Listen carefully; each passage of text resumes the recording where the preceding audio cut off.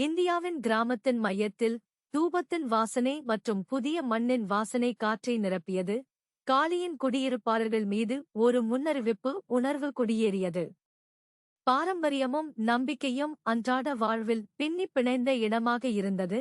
ஒவ்வொரு அடியிலும் முழக்கமும் மேளதாளமும் சேர்ந்து கொண்டே இருந்தது. ஆனால் பக்தி மற்றும் ஆன்மீகத்தின் மேற்பரப்பிற்கு அடியில் வஞ்சகம் மற்றும் துரோகத்தின் ஒரு கொப்பரை காய்ச்சியது.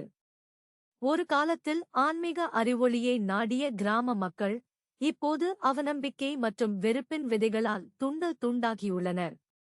இந்த சுழலின் மையத்தில் ரோஹன் என்ற இளம் பாதிரியார் இருந்தார்.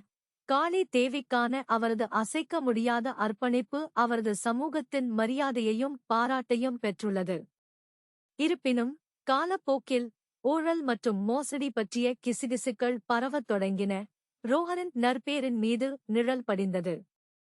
ஒரு காலத்தில் நம்பிக்கை மற்றும் பக்தி நிறைந்த கிராமவாசிகள் இப்போது ரோஹனின் நேர்மையை கேள்விக்குள்ளாக்கினர். மேலும் அவர்களின் ஆன்மீக புகலிடத்தின் அடித்தளமே நொறுங்கத் தொடங்கியது. துரோகத்தின் பாரத்தால் இதயம் கனத்தது. உண்மைக்காக காத்திருந்த கிராமவாசிகள் காற்றில் பதற்றம் தடித்தது. நாட்கள் வாரங்களாக மாறியதால் நிலைமை தொடர்ந்து மோசமடைந்தது. ஒரு காலத்தில் அமைதியான கிராமம் இப்போது குழப்பத்தின் விளிம்பில் உள்ளது. கண்ணாடி உடைந்து சிதறும் சத்தமும் புகையின் வாசனையும் காற்றில் நிறைந்தது. காளியின் மக்கள் தங்கள் உடைந்த வாழ்க்கையின் துண்டுகளை எடுக்க விட்டுவிட்டனர்.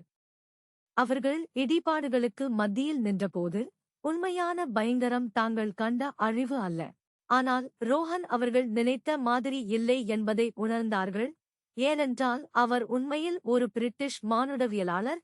கிராமப்புற சமூகத்தில் குருட்டு நம்பிக்கையின் விளைவுகளை ஆய்வு செய்தார்.